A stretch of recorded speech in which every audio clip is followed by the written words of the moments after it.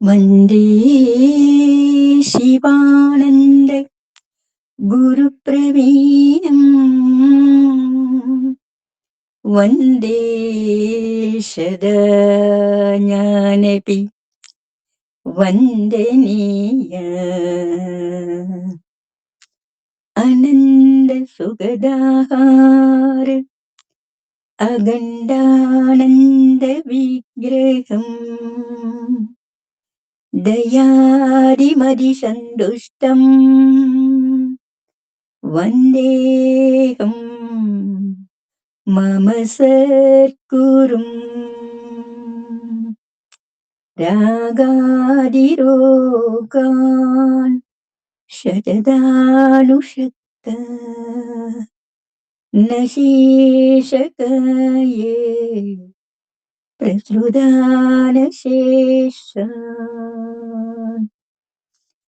औत्सुक्यमोह हृदिदाञ्चकानि यो पूर्ववैद्याये நமோஸ்து தஸ்மை.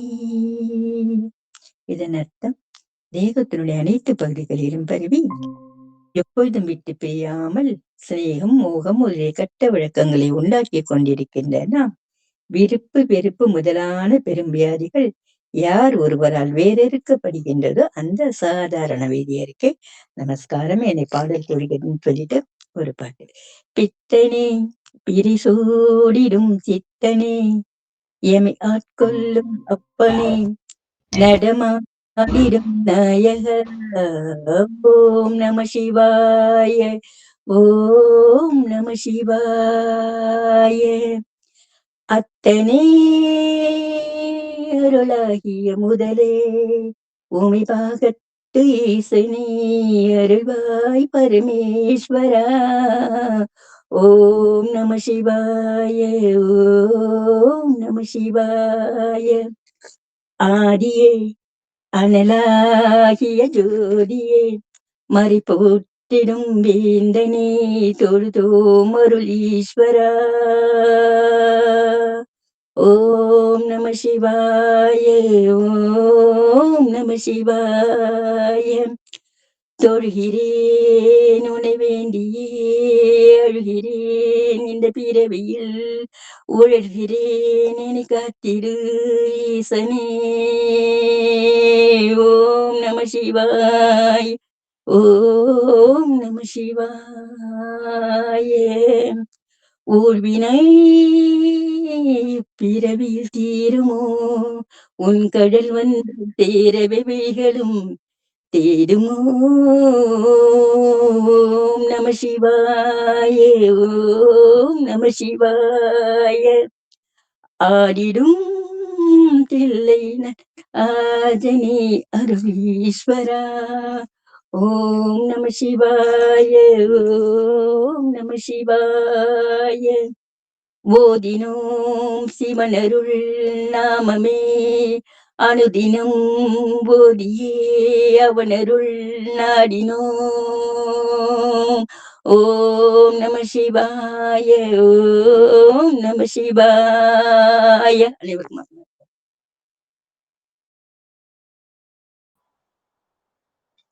அனைவருக்கும் ஆத்ம நமஸ்காரம். நம்ம இன்று முதல் சித்த வேதம் புத்தகத்தினுடைய ஞானபிதா கூறிய கருத்துக்களை நம்ம பார்க்கலாம். ஜீவ சரித்திரங்கள் என்பது இந்த உலகத்துல அதிகமான பல வகையான நூட்கள் உள்ளன. இந்த உலகத்தில் அவையெல்லாம் உண்மையான ஜீவ சரித்திரங்கள் என்பது ஆகாது. அவையெல்லாம் பாத்தீங்கன்னா எதுன்னு பாத்தீங்கன்னா வாழ்க்கை வரலாறுகள்.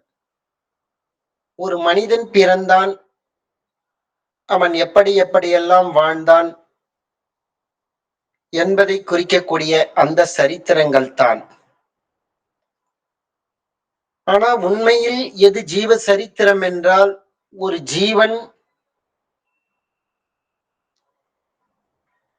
அது பொதுவாக பாத்தீங்கன்னா அக்ஷரத்திலிருந்து ஆகாசம் அதில் சலனப்படும் போதுதான் அந்த ஜீவன் மனம், புத்தி, அகங்காரம், சித்தம் இவற்றோடு இணைந்து இந்த மாயையான உலகத்துல பல வகையான வாழ்க்கை சரித்திரங்களை அது உண்டு பண்ணி கொண்டிருக்கின்றது. அதெல்லாம் உண்மையான சரித்திரம் என்பது கிடையாது. உண்மையில் அந்த ஜீவன் தான் உற்பத்தியான இடத்திலேயே மீண்டும் போய் சேர்வதற்கான அந்த வழிமுறைதான் அது ஜீவனுடைய சரித்திரம். எல்லா ஜீவன்களுக்கும் மனிதனாக பிறந்தவளுக்கும் மனம், சித்தம், புத்தி, அகங்காரம் என்பது இருக்கின்றது. அதை ஈஸ்வரனோடு ஐக்கியமாகுவதற்காக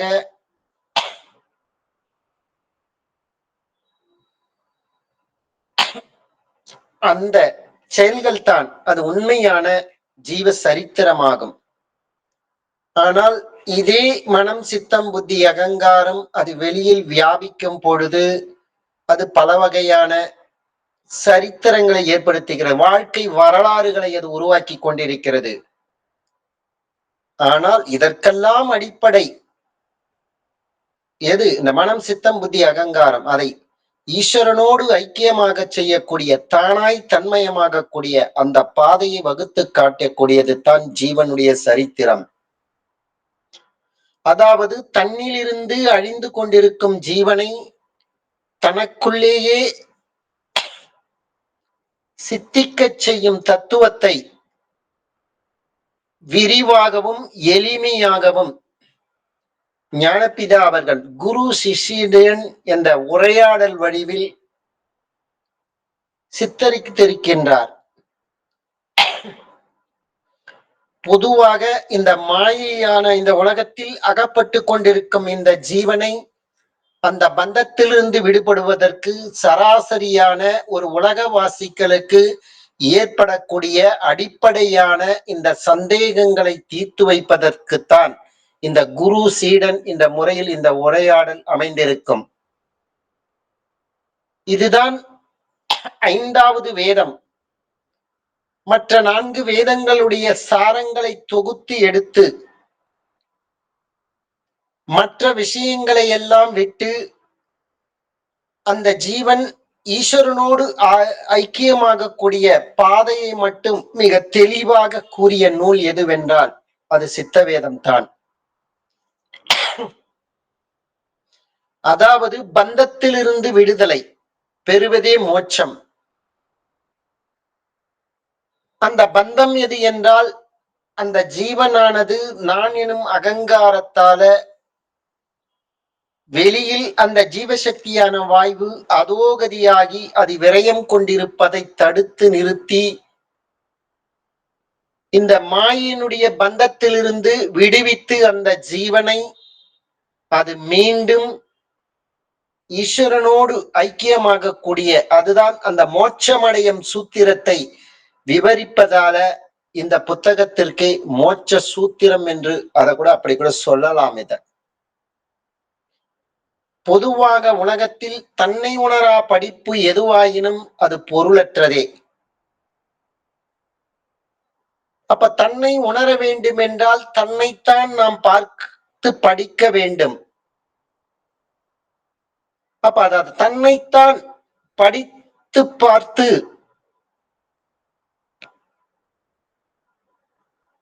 அந்த கலையை உணரும் அதுதான் அந்த சித்த வித்தை, பிரம்ம வித்தை. அப்ப அதற்கான வழிமுறை தான் தன்னைத்தான் அறிவதற்குரிய ஆன்மீக நெறிமுறையை விவரிப்பது தான் இந்த சித்த வேதம். தன்னைத்தான் அறிய வேண்டும் என்றால் நாம் தன்னைத்தான் பார்க்க வேண்டும். மற்றொன்றை பார்த்தால் தன்னை நாம் அறியாமல் விட்டுவிடுவோம். தன்னிடம் அந்த ஜாக்கிரதை என்ற ஒரு உணர்வு என்பது ஏற்படாமலேயே போய்விடும். அப்புறம் ஜாக்கிரதை இல்லை என்றால் நாம் தூங்கிக் கொண்டு தான் இருக்கிறோம் என்ற முறையில் அதுக்கு அர்த்தமாகிறது. அப்ப தன்னைத்தான் உணர வேண்டும் என்றால் தன்னையே பார்த்து நாம் படிக்க வேண்டும், பழக வேண்டும். காரணம் அந்த ஜீவனானது தான் உற்பத்தியான அந்த ஈஸ்வரனோடு சேரக்கூடியது தான் அதனுடைய இயல்பு இருக்கணும். அதுதான் இயற்கை. ஆனால் அது இயற்கைக்கு மாறாக மாயையிலுரிய அந்த பந்தங்களுக்கு ஆசைப்பட்டு இருப்பதால் தான் அது அதோகதியாகி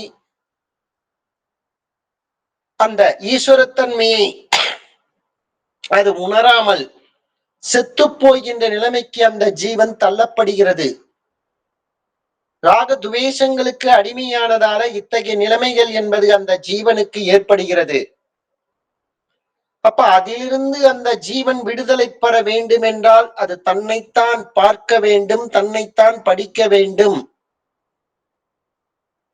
தன்னையே ஒரு ஜாக்கிரதை நிலைமையில் இந்த உலகமான இந்த மாயையில் அகப்பட்டு கொள்ளாமல் தனக்குள்ளேயே ஒரு செக்யூரிட்டி, அதுதான் அவன் அருளாலே அவன் தாள் வழங்கி,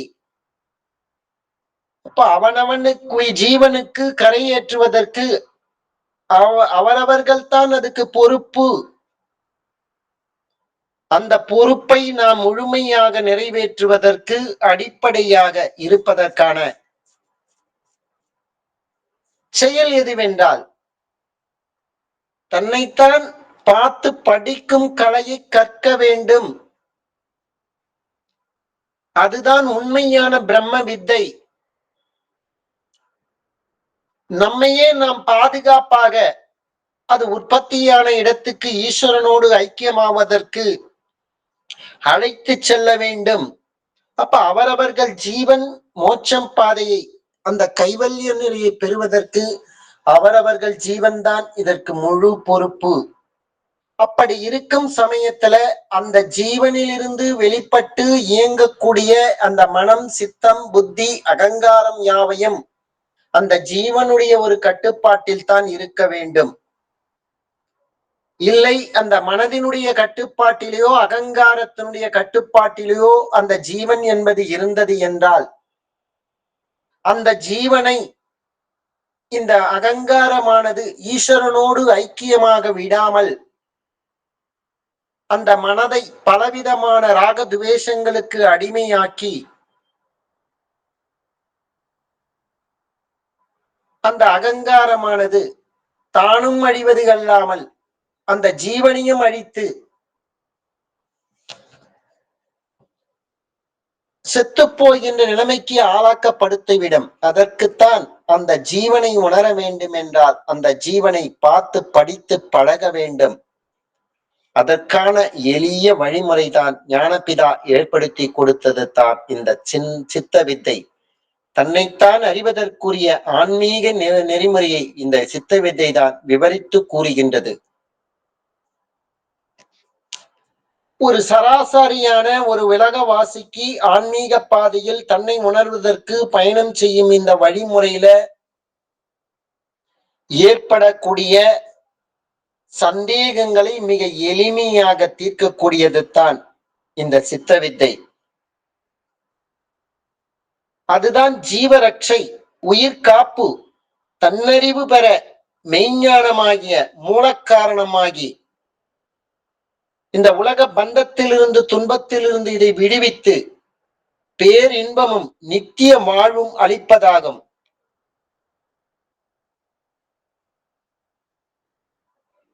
ஜீவநாசம் என்பது என்ன? உயிரினுடைய அழிவு, அதுதான் மாயை. தன்னை அறியாமை என்ற நிலை, அதுக்கு அடிப்படை உண்டாகுவதற்கு மூல காரணமாக இருப்பது அந்த பந்தத்திலிருந்தும் அந்த துன்பத்திலிருந்தும்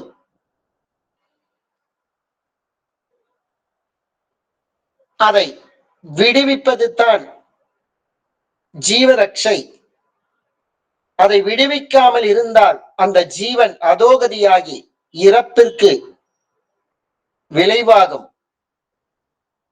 அப்போ இந்த மோட்ச சூத்திரம் அந்த ஜீவனை இந்த பந்தத்திலிருந்து விடுவிப்பதற்கான இந்த ஆத்ம தத்துவ விளக்கமே எதுவென்று பார்த்தால் அதுதான் சித்த வேதம். இந்த மாயா சமுத்திரத்திலிருந்து கரைவதற்குரிய வழிகாட்டும் கலங்கரை விளக்கம் தான் இந்த சித்த வேதம். இந்த உலகத்துல பலவிதமான மதங்கள், இந்து மதம், புத்த மதம், கிறிஸ்துவ மதம், முகமதிய மதம் என பல மதங்கள் உள்ளதாக பொதுவாக இந்த உலகத்துல அபிமானித்து வரினும் இந்த உண்மையில இந்த உலகத்துல ஈஸ்வர மதம் இன்றி வேற மதம் இல்லை.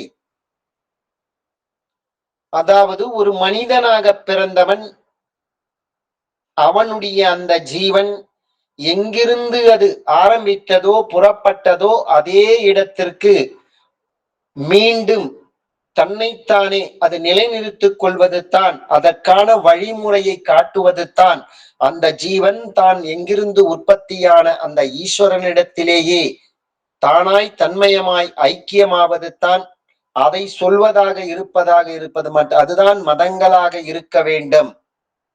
அது உலகத்தில் எத்தனை மதங்கள் இருந்தாலும் சரி, அது அந்த ஜீவனை ஈஸ்வரனோடு ஐக்கியமாக கூடிய அந்த வழியை அந்த பாதையை காட்டக்கூடியதாக மட்டும்தான் இருக்க வேண்டும். அதை அல்லாமல் இந்த மாயையான இந்த உலகத்தில் ஈடுபடுத்தக்கூடிய பந்தத்தில் ஈடுபடுத்தக்கூடிய அத்தகைய செயல்கள் எல்லாம் செய்வதற்குரிய மதங்கள் எல்லாம் உண்மையான மதங்களாக இருக்காது. உண்மையில் மதம் என்பது அது ஒன்றாகத்தான் இருக்க வேண்டும். அந்த உயிர் அது உற்பத்தியான இடத்திலேயே தானாய் தன்மயமாய் ஆவதற்கான வழிமுறையை காட்ட வேண்டும். அதுதான் உண்மையான ஈஸ்வர மதம். அது அல்லாமல் இந்த உலகத்தில் மற்ற மதம் என்பதே கிடையாதது. உலகத்தில் மதம் என்று உண்டென்றால் அது ஒன்று மட்டும்தான் இருக்க வேண்டும். அதை சொல்லும் வழிமுறை ஒன்னால் அது அந்தந்த காலகட்டத்திற்கு ஏற்றாறு மாறி அந்த சூழ்நிலைக்கு ஏற்றமாறு அப்போதைய தோன்றிய மகான்களுடைய அப்போது இருக்கக்கூடிய அந்த மக்களின் வாழ்க்கை முறைகளையும் கொண்டு பெயர்கள் வண்ணால் வெவ்வேறு விதமாக இருக்கலாம். ஆனால் உண்மையில் அந்த ஜீவன் ஈஸ்வரனோடு ஐக்கியமாக கூடிய அதற்கு தடையாக இருக்கக்கூடிய நான் எனும் அந்த அகங்காரத்தை வேறறுப்பது தான். அந்த வேறறுத்து ஈஸ்வரனோடு ஐக்கியமாக கூடிய அந்த நிலையை பெற்றுத் தருவதற்கான வழிமுறையை காட்டக்கூடியது தான் அது உண்மையான அது ஈஸ்வர மதமாக இருக்க வேண்டும்.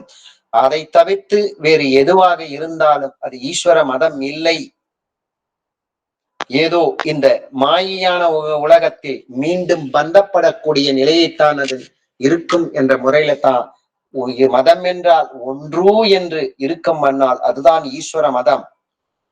அது புருவ மத்தியத்தில் இறைவனோடு மனதை நிலைநாட்டுவதே உண்மையான அது ஈஸ்வர மதம். இந்து மதம் அது ஈஸ்வர மதமே. இந்து என்பது சந்திரன், அதாவது மனம். அந்த மனதாகிய அந்த சந்திரனை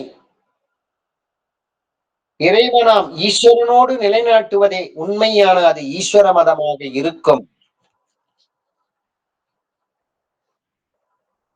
அப்ப இதுல பாத்தீங்கன்னா புத்தர், இயேசு, முகமது நபி போன்ற மகான்கள் அனைவருமே கடைபிடித்ததும் கடைவிரித்ததும் நிலைநாட்டியதும் ஈஸ்வர மதமே தான். அதுதான் உயிர் காப்பு, அதுதான் ஜீவனுடைய ரட்சை.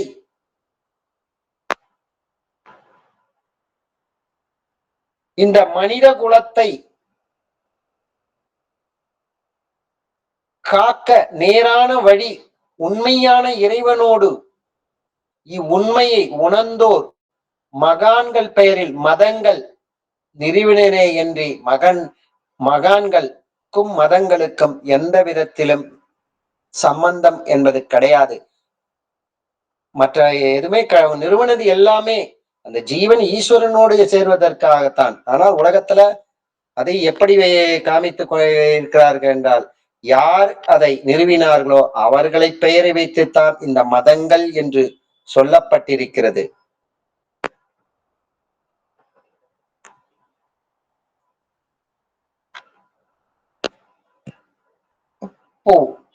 அதே மாதிரிதான் யோகங்கள் என்பது என்றாலும் அது என்னன்னு பார்த்தா ஐக்கியம், சேர்க்கை. அகங்காரம் இல்லை எனில் ஜீவன் ஈஸ்வரனோடு எளிமையாக ஐக்கியமாகிவிடும். ரெண்டுமே வெவ்வேறு கிடையாது, ரெண்டும் ஒன்றுதான். அது நமக்குள்ள அந்த அகங்காரம் இருப்பதாலதான் துவைதம், அதாவது இரண்டு நிலையாக நமக்குள் தெரிந்து கொண்டிருக்கிறது. இந்த அகங்காரத்தினுடைய நாசம்தான் இந்த யோகம். ஜீவனும் ஈஸ்வரனோடு ஐக்கியமாகுதல். அப்ப அந்த கர்மமாகிய அந்த ஜீவன் மேலே உள்ள ஈஸ்வரனுடன் ஐக்கியப்படுவதே உண்மையான கர்ம யோகம். அப்ப யோகங்கள் அனைத்தும் ஒன்றுதான், அது பல்வேறு பெயர்கள். ஆச்சாரியனுடைய ஒவ்வொரு யுக்திக்கு தகுந்த மாதிரி அந்த யோகத்துக்கு ஒவ்வொரு பெயர் கொடுத்து வைத்திருக்கின்றனர். கர்மயோகம், ராஜயோகம், வாசி யோகம், அடயோகம், இந்த மாதிரி பல்வேறு பெயர்கள் இருக்கிறது. ஆனால் உண்மையான யோகம் என்பது உண்மையான அது இறை வழிபாடு, அக்ஷர அபியாசம். அது எது என்றால் தன்னைத்தான் அறிவது தான், தன்னைத்தான் உணர்ந்து அது ஈஸ்வரனோடு அந்த ஜீவன் ஐக்கியமாகக்கூடிய பாதையை நாம் தெளிவர புரிந்து கொள்வது தான் உண்மையான அக்ஷர அபிகாசம் என்பது வழிகாட்டக்கூடியது. அதைதான் இந்த சித்தவேதம் புக்கு என்பது நமக்குள் அது ஆழமான கருத்துக்களை நமக்குள் உள் பதிய வைக்கின்றது. அந்த உலகத்தில் அதே மாதிரிதான் பல்வேறு விதமான ஜாதி மதங்கள் என்பது இருக்கின்றது என்பதும் உலகத்தில் சொல்லப்படுகிறது. உண்மையில பிராமணன், சத்திரியன், வைசியன், சூத்திரன் என்பது 4 ஜாதிகள். அது வெளியில கிடையாதது. அவரவர்கள் இருக்கக்கூடிய அந்த மனம்தான் பிராமணன், சித்தம் என்பது சத்திரியன், புத்தி என்பது வைசியன், அகங்காரம் என்பது சூத்திரன் என்பதைத்தான் ஞானபிதா இந்த இடத்துல ஒரு சிருஷ்டிக்கு அடிப்படை காரணமாக இருப்பது இந்த மனம், சித்தம், புத்தி, அகங்காரம் என்பது அது நமக்குள் இருக்கக்கூடிய இந்த மனதினுடைய பல்வேறு விதமான விகல்பமான நிலைகள். ஏனென்றால் அந்த மனமானது அந்த ஜீவசக்தியான வாய்வை பின்னப்படுத்தி வெளிமுகமாக பயணப்படுத்த செய்வதால அது பல்வேறு வித தோற்ற பரிணாமங்களாக ஜாதி என்ற முறையில் உலகத்தில் இருக்கிறது. உண்மையில் அதெல்லாம் கிடையாதது. உண்மையில எதுன்னு பாத்தீங்கன்னா நமக்குள் இருக்கக்கூடிய இந்த 4 வர்ணங்கள் தான். இதைதான் ஞானபிதா தெளிவுபடுத்துகிறார். இதிலிருந்து மீட்டெடுப்பது தான் இந்த ஜீவனை, இத்தகைய இந்த பந்தத்திலிருந்து மீட்டெடுத்து அந்த ஈஸ்வரனோடு ஐக்கியமாக செய்வது தான் உண்மையான இந்த சித்த வித்தையினுடைய அடிப்படை கருத்து. அதுக்கான பாதையை வழிவகுத்து கொடுத்துவதற்குத்தான் என்பதுதான் இந்த புத்தகத்துல ஞானபிதா மிகவும் தெளிவுபடுத்துகிறார். அப்ப இந்த உலகத்துல, இந்த உலக வாழ்க்கையில ஜீவன் பல விதத்துல மாயா சமுத்திரத்துல கஷ்டப்பட்டு துன்புறுத்தி கொண்டிருக்கிறது. அப்ப அதிலிருந்து மீட்டெடுப்பதற்கு என்ன வழி? அந்த ஜீவ சக்தியா இருக்கின்ற அந்த வாயுனால நம்மளுடைய அந்த புருவ மத்தியமாகிய அந்த சுழுமுனையா இருக்கின்ற நெருப்பு கண்ணில் ஊதி அந்த ஜீவன் தன்னை அறியாமல் அகங்காரத்தினால் பந்தத்தில் மாட்டிக்கொண்டிருக்கின்ற அந்த விருப்பு வெறுப்பு முதலான அந்த துர்குணங்களை எப்போது அங்கே எரிக்கின்றோமோ அப்போது தான் நம்முள் அவரவருக்குள் பிரகாசித்து ஞானம் உண்டாகிறது. இந்த விதத்துல இல்லாமல் எந்த விதத்திலும் ஞானம் உண்டாவதில்லை. இததான், இந்த வழியேதான் எல்லா மகான்களும் பின்பற்றி இருக்கிறார்கள். இததான் ஞானபிதா நமக்கு அந்த 20வது அத்தியாயத்தில் சுவாமிகள் என் குறிப்பிடுகிறார். உலகத்தில் எந்தெந்த மகான்கள் உண்டாயிருந்தார்களோ அவர்கள் எல்லாமே சொன்னது முன் சொன்ன ஒரே மார்க்கத்தை தான் ஆகும். அந்த மார்க்கத்தை தான் இப்போது உமக்கு காண்பித்து கொடுத்திருப்பது. இதுதான் உண்மை என்றார் ஞானபிதா. அது அல்லாம இந்த மனிதனை தவிர பறவைகளுக்கும் விலங்குகளுக்கும் கூட விசேஷ புத்தி இருக்கிறது. இதுதான் 6ஆம் அத்தியாயத்தில் ஞானபிதா பல வகையான உதாரணங்கள் மூலமாக நமக்கு நிரூபித்து காட்டியிருக்கிறார்.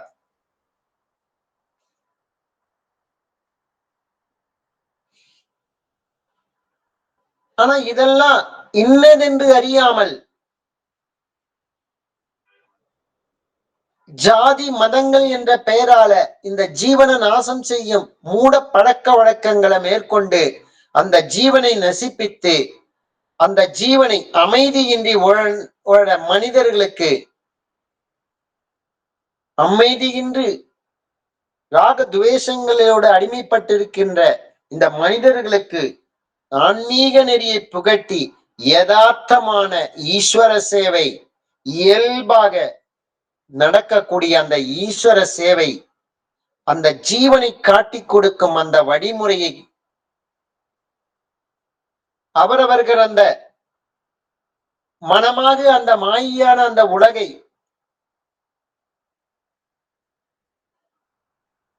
அதன் மூலம் அறியக்கூடிய அந்த ஜீவனை அழிவினின்று அதை கடை தேற்றி ஆக்கமும் அமைதியும் பெற்று இந்த பூமியை அமைதி பூங்காவாக திகழச் செய்வதாகும் இந்த சித்த வேதத்தினுடைய இந்த நூலினுடைய கருத்துக்கள். ஒரு சாதாரண ஒரு பாமர மக்களும் வேதாந்த தத்துவத்தை புரிந்து கொள்ளும் வகையில சுவாமிகள் பல உதாரணங்களுடன் இந்த தத்துவ விளக்கத்தோட இந்த நூல்ல சிறப்பாக வழிகாட்டியுள்ளார். ஒரு ஞானோதயம் அடைவதற்காக குடும்பத்தை துறந்து ஒரு காட்டிற்கோ இல்ல ஒரு மலை குகைக்கோ சென்று உடலை கஷ்டப்படுத்த வேண்டிய தேவையில்லை. காரணம் என்னவென்றால் எல்லாத்தையும் விட்டுட்டு போயிடலாம். ஆனா அவர்கள் மனதை அவரவர்கள் உடலை அவர்கள் தான் காட்டுக்கு போனாலும் எடுத்துக்கொண்டு தான் செல்ல வேண்டும். இதை எப்படி விட்டுட்டு போக முடியும்? இந்த மனதையும் உடலையும் இந்த குடும்பத்தை விட்டுட்டு. அப்ப அங்க போனாலும் அதே எஸ்கேப் ஆக முடியாது. உலக வாழ்க்கையிலிருந்து எஸ்கேப் ஆக முடியாது. அதை ஃபேஸ் பண்ணணும். காட்டுக்கு போனாலும் உலகத்துலதான் பிரச்சனை இருக்குதுன்னு காட்டுக்கு போனாலும் அங்கேயும் பலவித பிரச்சனைகள் இருக்கத்தான் செய்யும். அப்ப இருக்கும் இடத்திலேயே குடும்பத்தை துறக்காமல் ஜீவனை காப்பாற்றக்கூடிய அந்த கலையை மட்டும் நாம் கற்றுக்கொண்டு உபஜீவனத்துக்காக எடுத்துக்கொண்ட அந்த பொறுப்பையும் சரிவேற நிறைவேற்றி கொண்டே புற உலக வாழ்க்கையிலும் ஒரு தன்னிறைவு பெற்று அக உலக வாழ்க்கையினுடைய தன்னிறைவும் பெற்று கடைசியில் அந்த ஜீவனை ஈஸ்வரனோடு ஐக்கியமாக கூடிய அந்த கைவல்யத்தையும் பெற வேண்டும் என்பதற்காகத்தான் ஞானபிதா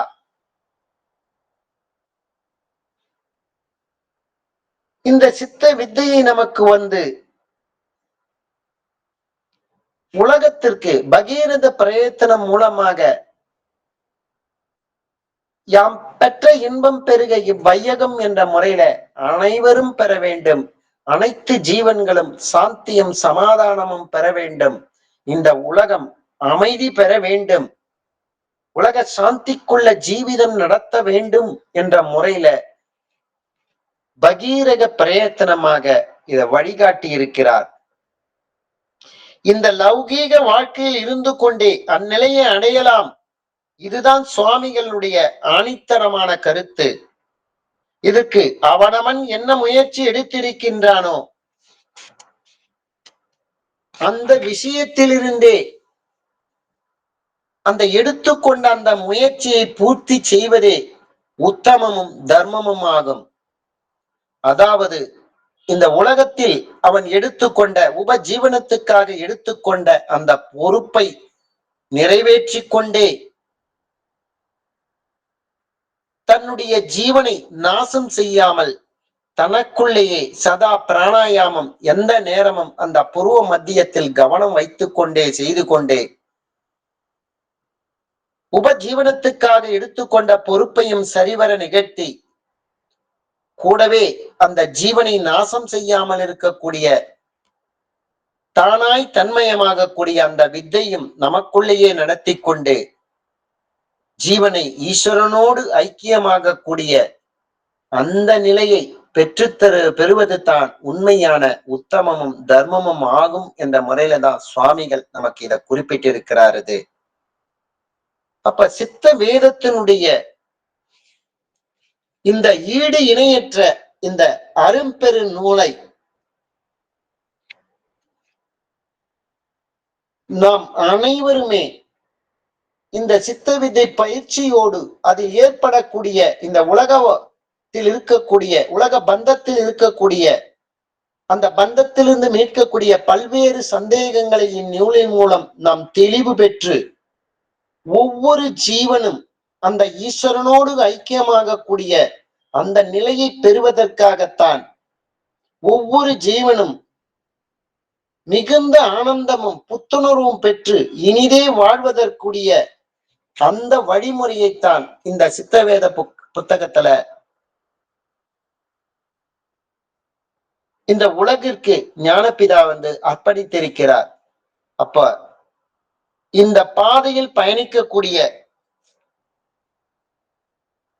ஒவ்வொரு ஜீவனும் தன்னை உணர்வதற்காக இந்த பயிற்சியை சதா சர்வ காலமும் நமக்குள்ளேயே அது செய்து கொண்டு கூடவே இந்த சித்தவேத புரிதலுடனும் கிரமங்களுடைய வாழ்க்கை முறைப்படியும் வாழ்ந்து ஒவ்வொரு ஜீவனும் பேர் ஆனந்தம் பெற்று அந்த கடைசியில் அந்த கைவல்யம் நிலையை பெற வேண்டும் என்பதுதான், அதற்காகத்தான் பிரார்த்திக்கிறோம் என்ற முறையில தான் ஞானபிதா இந்த புத்தகத்தை நிறைவு செய்திருக்கிறாரு. அப்போ ஞானபிதாவுக்கு நாம் உண்மையான புத்திரர்களாக ஆக வேண்டும் என்றால் அவர் சொன்ன இந்த வழிமுறையை நாம் முழுமையாக கடைபிடித்தால் மட்டுமே அத்தகைய நிலை பெற முடியும்.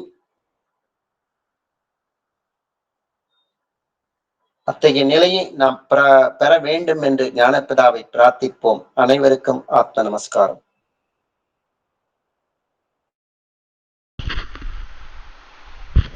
உடம்புனுடைய சகலவிதமான பாகங்களிலும் பரவி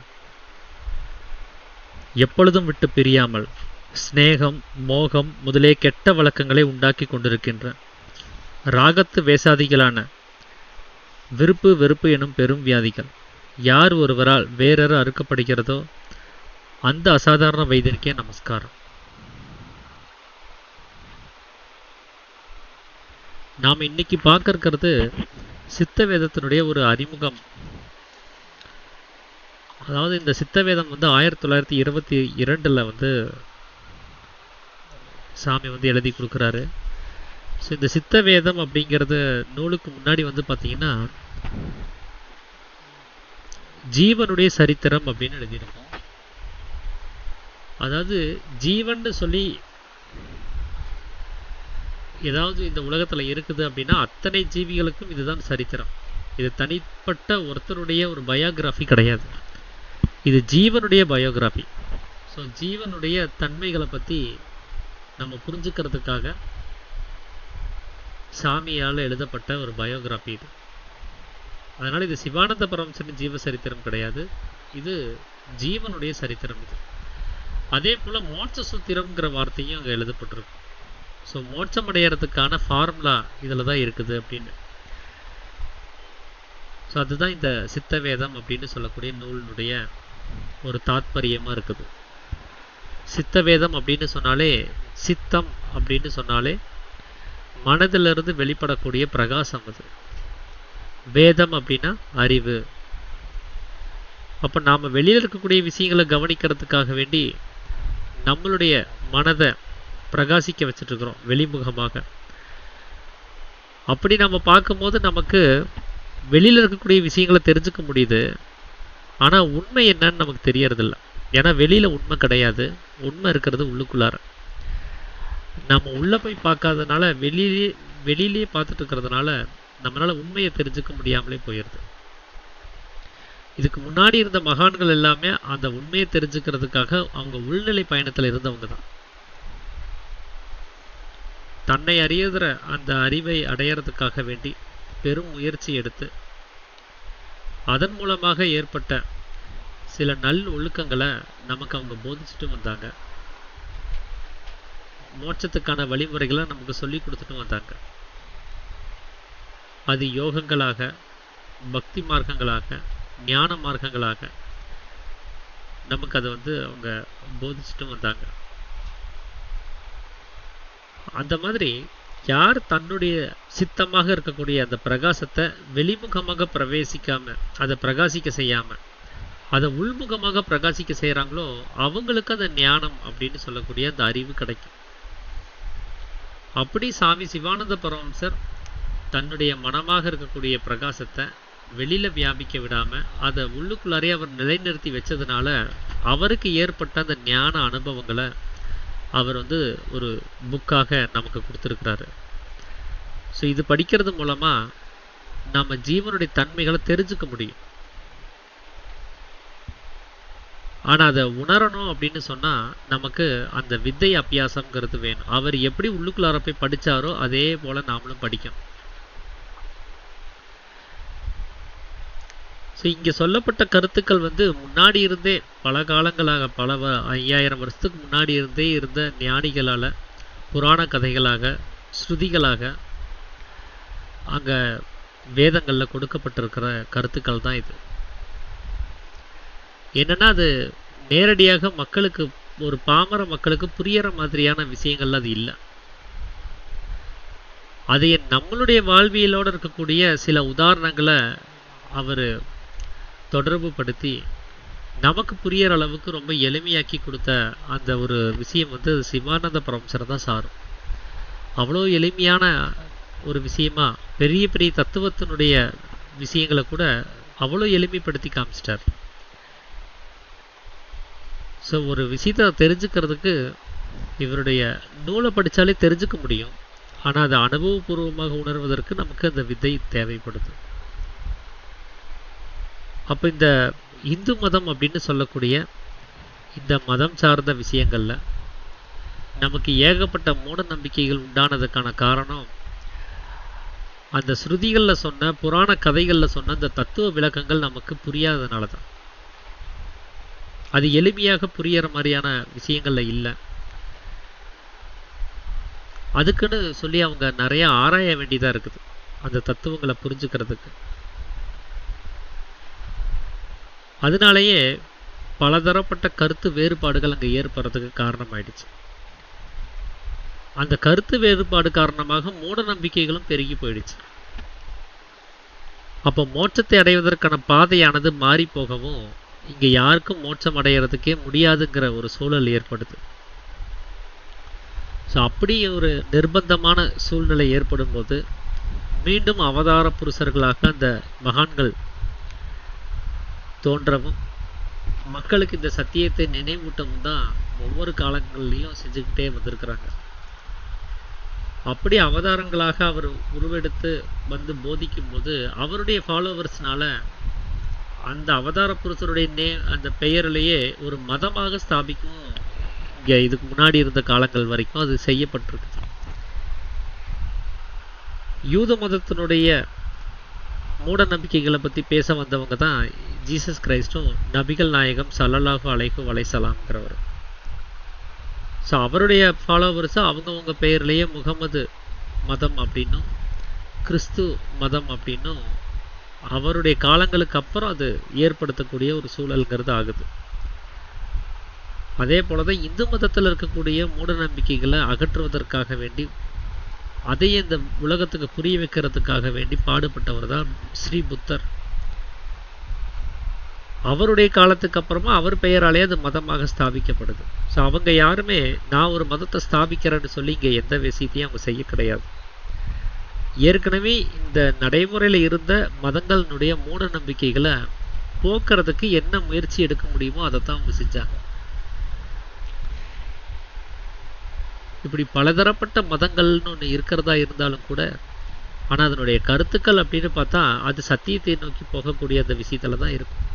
அது உள்முக பயணத்தை சார்ந்ததாகவே தான் இருக்கும். மகாவீரராகட்டும் புத்தராகட்டும் நம்மளுடைய சிவபெருமான் கூட தபோ நிஷ்டையில் இருக்கக்கூடிய அந்த படங்களை நம்மளால் கவனிக்க முடியுது. இப்போ கடைசியாக வந்த வள்ளலாராகட்டும் அப்புறம் கிரியா யோகாவை சார்ந்த பெரியவர்களாகட்டும் எல்லாருமே அந்த தபத்துக்கான அந்த வித்தையை பற்றின விவரங்களை எடுத்து சொல்லவே செஞ்சுருக்கிறாங்க. அப்படிதான் சாமி நமக்கு காலங்காலமாக எல்லா அனுபவஸ்தர்களாலையும் கடைபிடிக்கப்பட்டு வந்த அந்த மோட்சத்துக்கு தேவையான வித்தையை, அது காணாமல் போன அந்த ஒரு வித்தையை மீண்டும் நமக்கு கண்டுபிடிச்சு கொண்டு வந்து கொடுத்தார். அதுக்கு சித்த வித்தை. வித்தை அப்படின்னா அதாவது படிப்பு அப்படின்னு அர்த்தம். அவருடைய சித்தத்தை கொண்டு போய் புருவ மத்தியத்திலே நிலைநிறுத்தி தன்னைத்தானே படிக்கக்கூடிய ஒரு வித்தை. அது ஒரு படிப்பு, தன்னை அறிதலே படிப்பு. அதுதான் அக்ஷராபியாசம், அதுதான் வித்யாபியாசம்னு சொல்லியிருக்கிறார். அப்போ தன்னை அறிந்து அந்த வீடு பேர் அடைவதற்கான அந்த வழிவகையைத்தான் நமக்கு சித்த வித்தை மூலமாக சாமி இங்கே கொடுத்துருக்கிறாரு. அது எல்லா ஜனங்களுக்கும், ஜாதி, மதம், இனம், மொழி, இந்த மாதிரி ஏழை பணக்காரன்னு சொல்லி எந்த ஒரு ஏற்றத்தாழ்வுகளும் இல்லாமல் அது எல்லாருக்கும் போய் சேரணும். அதில் எந்த ஒரு தகுதியான விஷயத்தையும் நம்ம கவனத்தில் கொள்ள வேண்டியது கிடையாது. அவர் தன்னுடைய ஜீவனை சிநேகித்து அதை காப்பாற்றுறதுக்கு தயாராக இருக்கக்கூடிய அந்த ஆர்வத்தோடு வந்தால் போதும். இந்த உடம்பை கெடுக்கக்கூடிய போதை வஸ்துக்களையும், மனதிற்கு தமோ குணத்தை உண்டு பண்ணி உடம்பையும் கெடுக்கக்கூடிய அசைவத்தையும் அவர் தவிர்த்திருந்தாலே போதுமானது. இந்த 2 கண்டிஷனை மட்டும் வச்சுக்கிட்டு எல்லாத்துக்குமே அந்த உபதேசத்தை அவர் கொடுத்தாரு. அந்த காலத்துல எல்லாம் ஒரு உபதேசத்தை நம்ம வாங்கணும் அப்படின்னு சொன்னால் நம்ம நிறைய படங்கள்லையும் புராணங்கள்லையும் நம்ம கேள்விப்பட்டிருக்கிறோம். ஒரு 12 ஆண்டு காலம் அவரோட நம்ம அவருக்கு ஊழியம் செய்யணும், அவருக்கு சேவை செய்யணும். அப்புறமா அவருக்கு வந்து திருப்தி ஏற்படணும் நம்மளுடைய கேரக்டர் மேலே. நமக்கு அந்த தகுதி வந்துடுச்சு அப்படிங்கிற அந்த விஷயத்தை பொறுத்து தான் அவர் நமக்கு வித்தையை கொடுப்பார். இல்லைன்னா எத்தனை ஆண்டு காலம் அவர் கூட இருந்தாலும் நமக்கு தகுதி வராத பட்சத்தில் அந்த வித்தையை அவங்க கொடுக்க மாட்டாங்க. ஸோ அந்த தகுதிங்கிற அந்த ஒரு விஷயத்தை வச்சு நிறைய பேத்துக்கு இந்த வித்தை புறக்கணிக்கப்பட்டும் இருக்குது. ஒரு சில காலகட்டங்களில் அந்த தகுதியான மாணவன் கிடைக்கல அப்படின்னு சொன்னால் அந்த ஆச்சாரியருடைய அந்த வித்தை நின்று போகவும் வாய்ப்பு இருக்குது. அப்படியெல்லாம் இந்த உலகத்தில் இந்த வித்தையானது காணாமல் போயிருக்குது.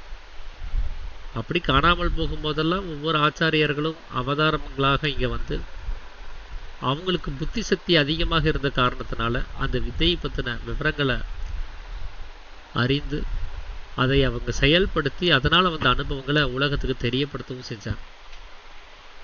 அப்படி தான் சாமி சிவானந்த பரமஹம்சர் இந்த மதங்களை நாம் கவனத்தில் வச்சுக்கிட்டு நாம் செய்யக்கூடிய இந்த மூட நம்பிக்கை பழக்க வழக்கங்களை அகற்றணும்.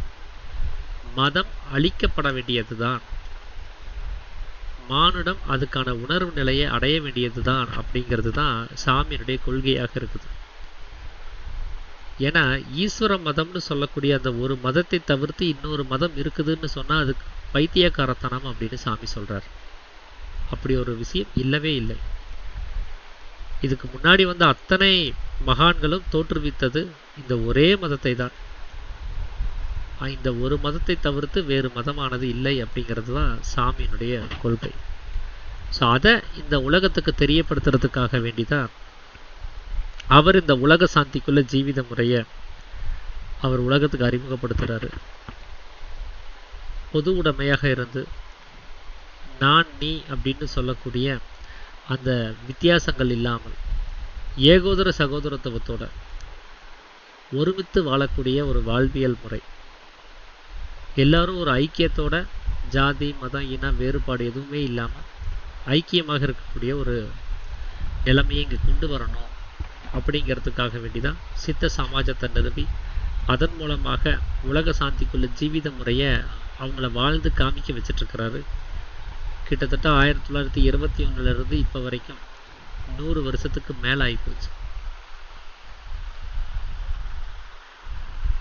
ஸோ அப்படிப்பட்ட அந்த சமாஜ வாழ்வியலை அவர் உலகத்துக்கு அறிமுகப்படுத்துறதுக்கு காரணமாக இருந்தது இந்த சித்த வித்தை தான். இந்த சித்தவேதம் எழுதப்பட்டதுக்காக காரணமாக இருந்ததும் சித்த வித்தை தான். அந்த சித்த வித்தை தான் சாமி நமக்கு இங்கே கொடுத்துருக்கிறாரு. அதே நாம் வேதாந்த தத்துவங்கள் எல்லாம் உள்ளடக்கி இருக்கக்கூடிய வேதத்தில் சொல்லப்படாத சில விஷயங்களையும் கூட இங்கே சொல்லியிருக்கிறதுனால தான் இது 5ஆம் வேதம்னு சொல்கிறோம். 4 வேதங்களிலும் சொல்லப்பட்ட விஷயங்கள் மட்டுமே சொல்லப்பட்டிருந்தால் 4 வேதங்களுடைய ஒரு சுருக்கம் அதனுடைய ஒரு கைடு, ஒரு உரை அப்படின்னு சொல்லி இதை சொல்லலாம். 4 வேதங்களின் உரைன்னு சொல்லி முடிச்சிருக்கலாம். ஆனால் 5ஆம் வேதம்னு ஏன் சொல்கிறோம் அப்படின்னா, நாளிலும் சொல்லப்படாத விஷயங்கள் கூடவும் இங்கே சொல்லப்பட்டிருக்குது. அதனால் இது 5ஆம் வேதமாக கன்சிடர் பண்ண வேண்டியதாக இருக்குது. அப்படி அந்த வேத அறிஞர்களுக்கு கூட புலப்படாத சில தத்துவ ரகசியங்களை கூட சாமி இங்கே ரொம்பவும் தெளிவுபடுத்தி இருக்கிறார். ஒரு கான்ட்ரவர்சியான தத்துவம் ஒன்று இருக்குது, பிரம்மா சரஸ்வதி உறவு முறை பற்றின ஒரு விஷயம். அது வேதங்களில் பல இடங்களிலும் வெவ்வேறு உறவு முறைகளில் குறிப்பிடப்பட்டிருக்கும். ஒரு இடத்துல பிரம்மாவுக்கு சரஸ்வதி மகள்னு இருக்கும், ஒரு இடத்துல மனைவின்னு இருக்கும், ஒரு இடத்துல தங்கைன்னு இருக்கும், இன்னொரு இடத்துல தாயின்னு இருக்கும். ஸோ இந்த ஆணுக்கும் பெண்ணுக்கும் இருக்கக்கூடிய உறவு முறை எப்படி 4 வகையாக இருக்க முடியும்னு சொல்லி வேத அறிஞர்களே குழம்பி போயிருக்கிற சமயத்தில் சாமி தன்னுடைய அனுபவத்தினுடைய அந்த தெளிந்த ஒரு அறிவின் காரணமாக அதை நமக்கு புரிகிற மாதிரி ரொம்ப எளிமையாக எக்ஸாம்பிள்லாம் கொடுத்து அதைய புரிய வச்சிருக்கார். ஸோ அப்படிப்பட்ட அந்த புரிதல் தன்மை அவருக்கு கிடைச்சதுக்கு காரணம் அந்த சித்த வித்தையினுடைய பிரதிபலன்கள் தான்.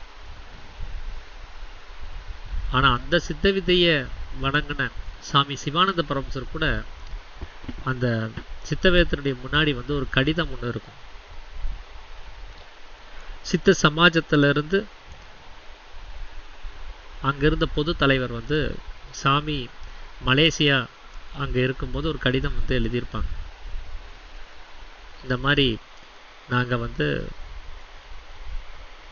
உலக சாந்திக்குள்ள ஜீவிதம் அப்படின்னு சொல்லக்கூடிய ஒரு நூலை நாம் அச்சிட்டுருக்குறோம் அப்படின்னு சொல்லி ஒரு தகவல் தெரிவிப்பதற்காக. அது போக ஜாதி என்பது என்னங்கிற ஒரு நூலுக்கு பின்னாடி அட்டையில் சித்தவேதம் இப்போ அவைலபிளாக இருக்குது அப்படிங்கிற மாதிரியான ஒரு விளம்பரம் அந்த பின் அட்டையில் இருக்கும். அதில் சித்தவேதம் சிவானந்த பரமசன் ஜீவசரித்திரம்னு அதில் எழுதியிருக்கும். ஸோ அந்த 2 விஷயத்தை பற்றியும் சாமி பதில் கடிதம் எழுதுகிறார். உலக சாந்திக்குள்ள ஜீவிதம்ங்கிற புக்கு அச்சிடப்பட்டிருக்குதுங்கிறத நம்ம சொல்லி தெரிஞ்சுக்க வேண்டியது கிடையாது. அதை நம்ம செயல்படுத்தினாலே மக்கள் புரிஞ்சுக்க போகிறாங்க. அதனால் நாம் இங்கே செயல்படுறது மக்கள் புரிஞ்சுக்கணுங்கிறதுக்காக கிடையாது, மக்கள் பலனடையணுங்கிறதுக்காக. அதனால் நம்ம செய்யக்கூடிய செயல்களை பற்றி சொல்ல வேண்டியது கிடையாது அப்படிங்கிற ஒரு கருத்தையும் சொல்லிட்டு அது போகட்டும், ஏன்னா அது உங்களுடைய விருப்பம் அது. ஆனால் நான் மெயினாக உங்களோட பேசணும், அந்த கடிதம் மூலமாக பேசணும்னு நினச்ச ஒரு டாபிக் என்ன அப்படின்னா, ஜாதி என்பது என்னங்கிற புக்குக்கு பின்னாடி அந்த விளம்பர அட்டையில் சித்தவேதம் பற்றின ஒரு தகவல் வருவது. அதில் சித்தவேதம் சிவானந்த பரமசிவன் ஜீவசரித்திரம் எழுதியிருக்குது. அதை பற்றி தான் நான் உங்களோட பகிர்ந்துக்கணும்னு நினைக்கிறேன். அதாவது நீங்கள் நம்மளுடைய கொள்கைகளை சரியாக புரிந்திருந்தால் இந்த மாதிரி எழுதுறதுக்கான வாய்ப்பு இருக்காது. அதை நினைக்கும் போது நான் ஆச்சரியப்படவும் பரிதாபப்படவும் செய்கிறேன், வியப்படையவும் பரிதாபப்படவும் செய்கிறேன் அப்படின்னு சொல்லியிருக்கிறார். ஸோ சாமியினுடைய கருத்து என்ன அப்படின்னா, சிவானந்த பரமசருக்கென்று தனிப்பட்ட ஜீவன் என்பது கிடையாது, இருப்பது ஒரே ஜீவன் தான் அப்படிங்கிறார். இப்போ நாமெல்லாம் இருக்கிறோம் அப்படின்னா நாம் எல்லாரும் ஒன்று தான் அப்படின்னு சொன்னோன்னா ஆல் ஆர் சேம் அப்படிங்கிற மீனிங் வருது. இப்போ நாம் எல்லாருமே ஒன்று தான் அப்படின்னு சொல்லும்போது, ஆனால் இங்கே சாமி எல்லாருமே சமம் அப்படிங்கிற மீனிங்கில் இருப்பது ஒரே ஜீவனாகும்னு அவர் சொல்லலை. அவர் சொன்னது ஒன்லி ஒன் அப்படிங்கிறார். அந்த ஒன்றை தவிர வேற ஒன்று இல்லை அப்படிங்கிறது தான் அவருடைய கருத்து. இப்போ எனக்கு என்னை பொறுத்த வரைக்கும் இந்த ஒரு ஜீவனை தவிர்த்து வேற ஜீவன் கிடையாது. நான் பார்க்கறது, நான் கேட்கறது, அறிகிறது, இது எல்லாமே என்னுடைய பிரதிபலிப்பு. இந்த மீட்டிங்கில் இருக்கக்கூடியது எல்லாமே, இதை கவனிச்சுட்டு இருக்கக்கூடியவங்க எல்லாருமே என்னுடைய பிரதிபலிப்பது. அதுதான் சாமியினுடைய கருத்து. இருப்பது ஒரே ஜீவன் தான், பாக்கி இருக்கக்கூடியது அனைத்துமே அந்த ஜீவனுடைய பிரதிபலிப்பு தான். இதுதான் சாமி நமக்கு உணர்த்தக்கூடிய கருத்து. ஸோ இந்த கருத்தை புரிஞ்சு இருக்கிறவங்க சிவானந்த பரமசருக்கென்று தனிப்பட்ட ஜீவன் இருக்குங்கிறத யாரும் ஏற்றுக்க மாட்டாங்க. அதனால் இருக்கிறது ஒரே ஜீவன் தான், அதை தவிர்த்து வேற ஜீவன் கிடையாது. அதனால் அது மொத்தமாக அது சிவானந்த ப்ரொஃபஸர் ஜீவன் எழுத வேண்டியது கிடையாது, ஜீவ சரித்திரம் எழுதினாலே சரியானதாக இருக்கும் அப்படிங்கிறதையும் அங்கே சுட்டி காட்டுனதை நம்மளால் கவனிக்க முடியுது. அந்த கடிதத்துக்கு கீழே குறிப்புன்னு சொல்லி வேற ஒரு விஷயம் எழுதியிருப்பாங்க சித்த சமாஜத்துல இருந்து. இந்த கடிதம் எதுக்காக இங்கே அட்டாச் பண்ணப்பட்டிருக்குங்கிற காரணத்தை அவங்க எழுதியிருப்பாங்க. சாமியினுடைய ஜீவ சரித்திரத்தை பற்றி பலரும் கேட்டு வர்றதுனால அவங்களுக்கு பதிலளிக்கும் விதமாக இந்த கடிதத்தை அட்டாச் பண்ணியிருக்கிறேன் அப்படின்னு சொல்லி அவங்க எழுதியிருக்கிறாங்க. அப்படி சாமியினுடைய ஜீவசரித்திரமாக அவங்க எதை கேட்டு வர்றாங்க அப்படின்னா, சாமி எங்கே படித்தார், எங்கே வளர்ந்தார், என்ன தொழில் பண்ணார், அவருடைய இயற்பெயர் என்ன, அவர் மனைவி யார், அவங்க பெயர் என்ன, அவங்க சாமிக்கு வாரிசுகள் இருக்குதா, அவங்க சொந்தக்காரங்க யாராவது இருக்காங்களா, இப்படி அவருடைய வாழ்க்கை சரித்திரத்தை பற்றி நிறைய பேர் கேட்டு வர்றாங்க. ஸோ அவங்களுக்கு பதிலளிக்கும் விதமாகத்தான் இந்த கடிதத்தை அட்டாச் பண்ணதாக சமாஜம் வந்து அங்கே ஒரு குறிப்புங்கிற ஒரு விஷயத்தில் எழுதியிருப்பாங்க. அப்போ அந்த கடிதத்தில் வந்து இந்த விவரங்கள் இருக்குதான்னு கேட்டால் இல்லை. அங்கே இருக்கக்கூடிய ஒரே விவரம், சிவானந்த பரமசருக்கு என்று தனிப்பட்ட ஜீவன் கிடையாது, இருப்பது ஒரே ஜீவனாகுங்கிற அவரை பற்றி எழுதின ஒரே ஸ்லோகம், ஒரே ஒரு வார்த்தை இதுதான். அப்போ இதுதான் எல்லாத்துக்குமே பதிலாக சொல்லணும் அப்படின்னு அவங்க நினைக்கிறாங்க. ஏன்னா சாமி வந்து எந்த விவரத்தையும் தன்னுடைய சொந்த சுய விவரங்களை அவர் எங்கேயுமே அறிவித்தது கிடையாது. அதை யாராவது கண்டுபிடிச்சிட்டு வந்து இதுதானான்னு கேட்டால் அதையும் கிழிச்சு போடக்கூடிய சந்தர்ப்பத்தில் தான் அவர் இருந்திருக்கிறார். ஏன்னா அவரை யாரும் கவனிக்கக்கூடாது, எல்லாரும் அவருடைய ஜீவனை கவனிக்கணுங்கிறதுல அவர் அதிகமான நோக்கத்தில் இருந்தவர். அதனால தான் அவருடைய இயற்பெயர் கூட அவர் எங்கேயுமே சொல்லப்படலை. கூட இருக்கிறவங்கெல்லாம் அப்படி இப்படின்னு சொல்லி ஏதோ ஒன்று கண்டுபிடிச்சி வச்சுருப்பாங்க, அதையும் சாமி சொல்லக்கூடாது, அதையும் தெரியப்படுத்தக்கூடாது அப்படின்னு சொல்லியும் கட்டளையிட்டு இருக்கிறார்.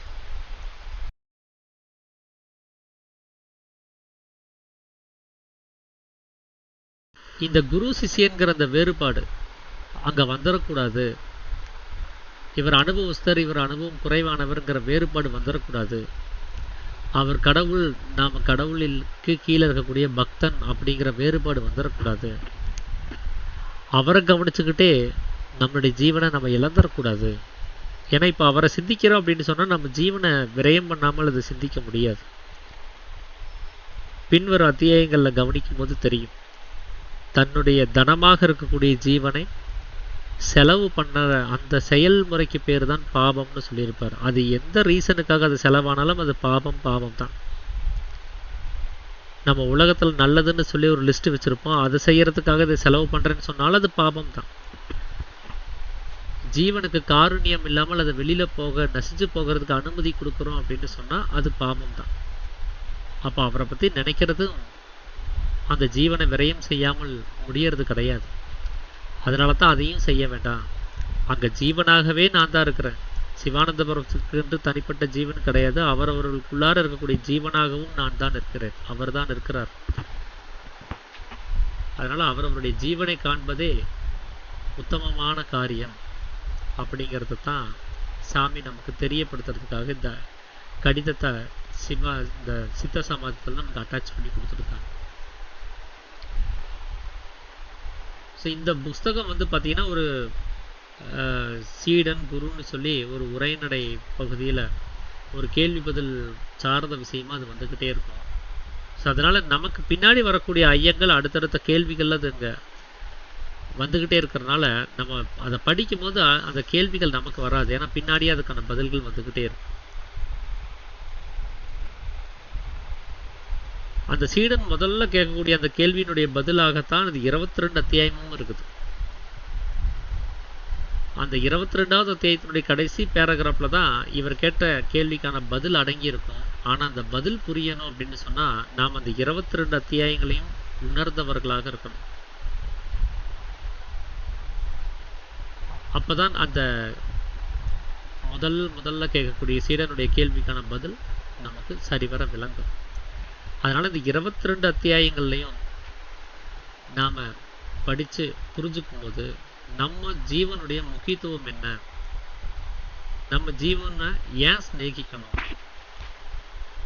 அப்படிங்கிற அந்த விஷயங்கள் நமக்கு நல்லாவே தெரிய வரும். ஸோ இது தெரிய வராமல் நம்ம இந்த விதையை வாங்கி நமக்கு பலன் கிடையாது. நேரம் கிடைக்கும் போது ஏனோ தானோன்னு நம்ம பண்ணிட்டு இருக்கிறோம்னு சொன்னால் பலன்கள் உண்டாகிறது கிடையாது.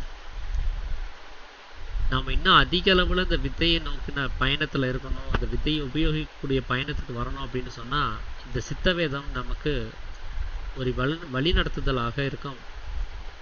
சாமி 2ஆம் அத்தியாயத்தில் சொல்லியிருப்பார், மனமானது உள்ளில் அடங்கி போகும்போது அது குருவாகுது அப்படின்னு சொல்லி. ஸோ உபதேசம் வாங்கினோடனே யாருக்கும் மனம் அடங்கி போகிறது கிடையாது. அப்போ அடங்கிய மனமே குரு அப்படின்னு சொன்னால் அடங்காதவனுக்கு அப்போ எதுதான் குரு? மனம் அடங்குற வரைக்கும் நமக்கு எதுதான் குரு அப்படின்னு ஒரு கேள்வி வருது. அப்போ நாம் இந்த உலகத்தில் யாரை குருவாக ஏற்றுக்கொண்டிருப்போம்? ஒரு அனுபவஸ்தர், நம்முடைய கேள்விகளுக்கெல்லாம் பதில் சொல்லக்கூடியவர், நம்மளுடைய ஆன்மீக பயணத்தில் நமக்கு ஊக்கப்படுத்தி நம்முடைய முயற்சியை இன்னும் துரிதப்படுத்தக்கூடியவராக இருக்கணும், நம்முடைய சந்தேகங்களை தீர்க்கிறவராக இருக்கணும். இது அத்தனையுமே இந்த சித்தவேதம் செய்யவே செய்யுது.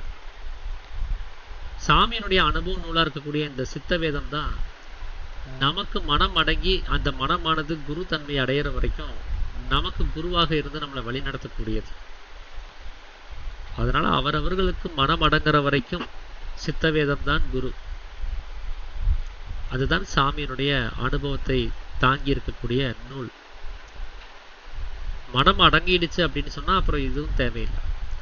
உள்ள இருக்கக்கூடியவரே எல்லாத்தையும் அவர் உணர வச்சிருவாரு. ஸோ நம்ம எதுவும் படிச்சு தெரிஞ்சுக்க வேண்டியது கிடையாது, அங்க புரிய ஆரம்பிச்சிடும்.